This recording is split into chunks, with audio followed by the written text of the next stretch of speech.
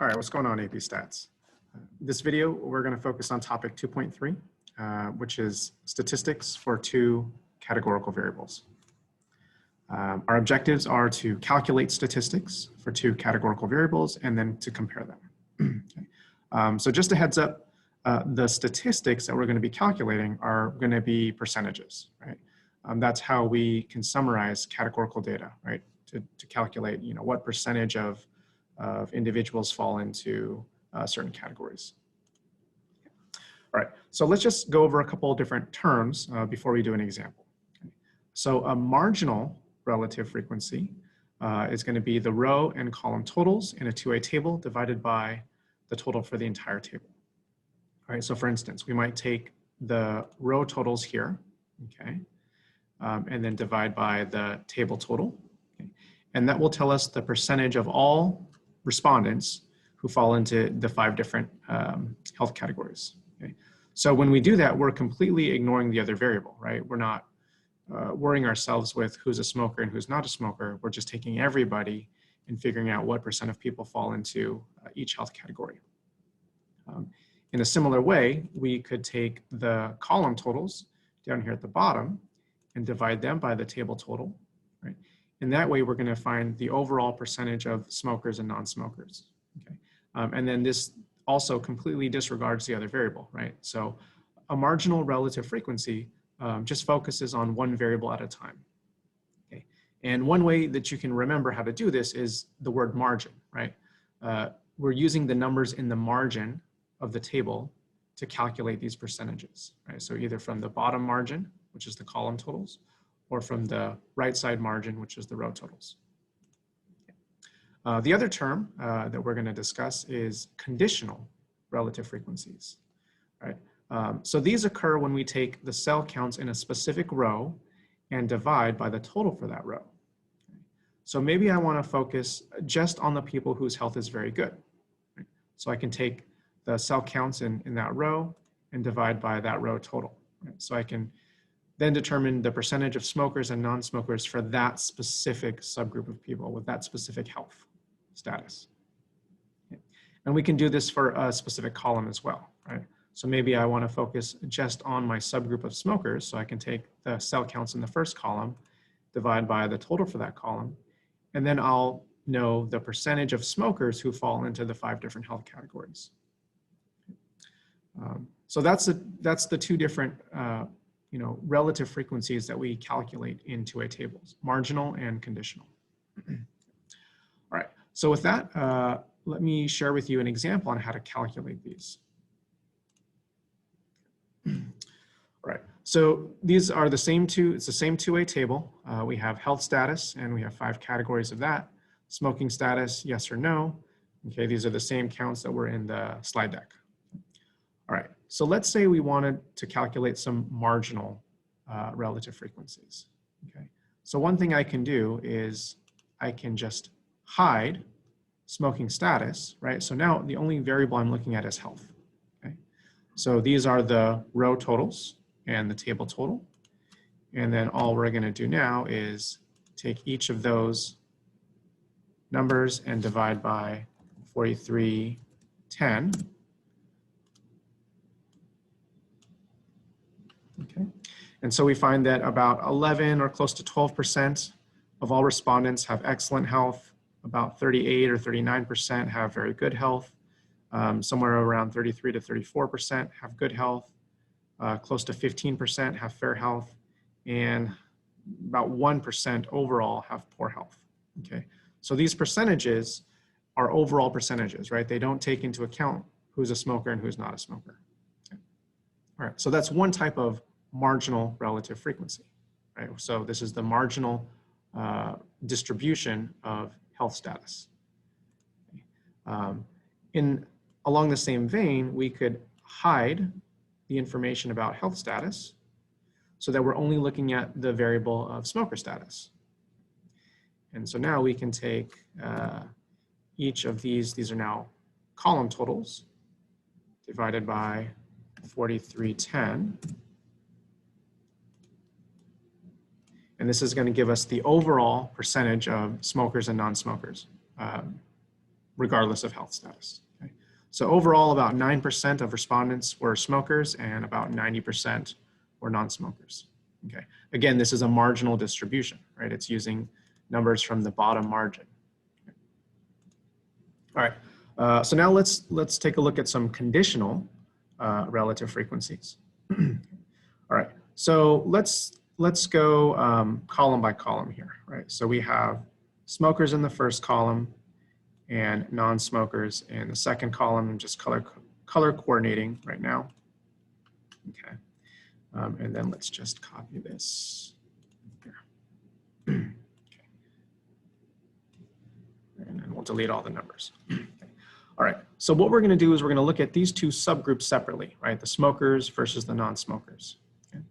So for the smokers, right, I'm just gonna focus only on the numbers in yellow. I'm gonna take each of those cell counts and divide it by the total for that column. Okay, so this is gonna equal 25 divided by 404. Okay, and then we're just going to repeat that for the whole column, right? So for all of our smokers. And then we'll do the same thing for the non-smokers. We'll take each of these 5 counts in the column and divide by the column total. So this is going to equal the 484 divided by 3906. Okay, and then we will repeat that for the rest of the column. Right. So what this gives us is among the subgroup of smokers, what percentage of them fall into the 5 health categories, and within the subgroup of non-smokers, what percentage of them fall into the 5 different health categories. Okay. And it's really the conditional relative frequencies that allow us to make comparisons, right? It would be very wrong to try to compare the raw counts of these two subgroups because look, there's the size of each group is drastically different, right? So it makes little sense to try to compare the numbers, but when we find these conditional relative frequencies, look, we've scaled each group to be out of 1 or 100%, okay? And so that makes for a fair comparison. Okay, so we can see about twice the percentage of non-smokers are in excellent health compared to smokers, right? 12 is twice as big as 6%. Okay, there's a higher percentage of non-smokers in the very good health compared to smokers. In the good health status, it's pretty close, 35, 33. Okay, in the fair health, there's a higher percentage of smokers who have fair health compared to non-smokers, 22 versus 13. And then the same could be said for poor health. Right? Smokers have a higher percentage of respondents in poor health compared to the non-smoking group, okay? 7 versus less than 1%. All right, so these were conditional relative frequencies, right? We took the cell counts in specific columns and then divided by their column total. And then we can do the same thing for the rows, right? So let's color code these rows. Red, orange, yellow, green, and purple. Okay. So let's take our table, copy it, and then remove all the numbers. Okay. So this time around, we're going to look at each health status, right, as a separate subgroup, right? So we have 5 separate subgroups. They've been color-coded. So we'll take the counts in the first row, divide them by 509. Okay, so this is going to equal 25 divided by 509.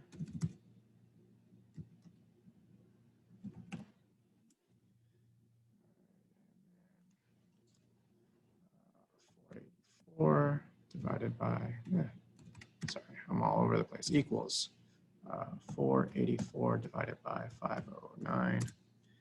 And then obviously this is going to be 509 divided by 509. Okay. So if we look just at our individuals with excellent health, we see that about 5% are smokers and 95% are non-smokers. Okay. And then we would just repeat that for all the other subcategories here. I'm not going to do that because I don't have a quick way of doing it in Excel. And it's a lot of calculations, but that's the process. Is what I just did in this blue row, you would repeat for all the other rows. Okay. All right, so this would be, again, conditional relative frequencies. This time we're going each specific row at a time, whereas the last time around we went through each specific column. Okay.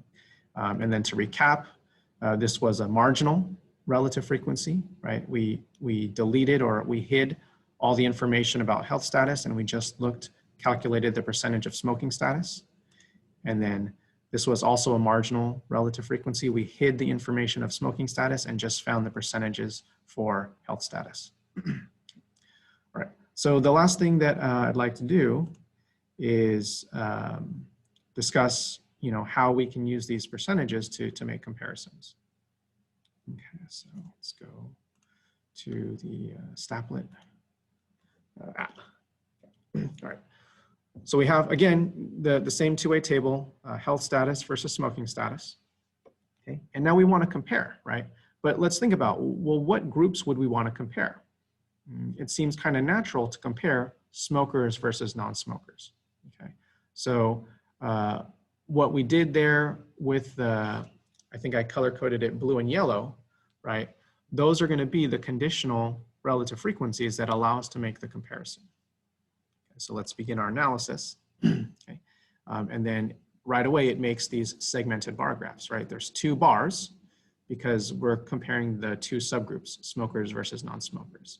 Okay, and there's 5 colors within each bar because within each subgroup, people fall into the 5 different health categories. Okay. So what this segmented bar graph is showing is the conditional relative frequencies within each of the specific columns. Okay. Right. And so now we can compare these percentages in a visual way by looking at the size of each of these colored segments. Right. If all the segments were, of relative equal size, right, we would say, well, there's no association. Smoking status doesn't seem to be tied to health status. Okay. But we can see that some of these colored segments are different sizes. For instance, this dark blue, right? For non-smokers, about 12% have excellent health compared to only 6% for smokers, right? That's twice as many, right? So already we can say that, there is an association, right? Not smoking is associated with better chance of excellent health. Okay, and the same can be said for very good health. Non-smokers, about 40% of them have good health compared to only about 28% for smokers. Okay? So again, the better health statuses are associated with being a non-smoker. Okay? The good status is about the same, 33 and 35. Okay, so not a huge difference there. Okay, but now we're going to look at the less healthy statuses, right? So fair, 22% of smokers have fair health versus only 14% for non-smokers. Okay, and then poor health, it's 7% of smokers fall in that category versus, I don't know, it's so small, it's not even letting me see what that percentage is. It's probably less than 1%.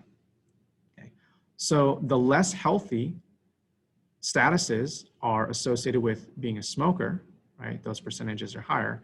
And the better health statuses are associated with non-smoking. Okay? So this is an example where we do see an association between the variables.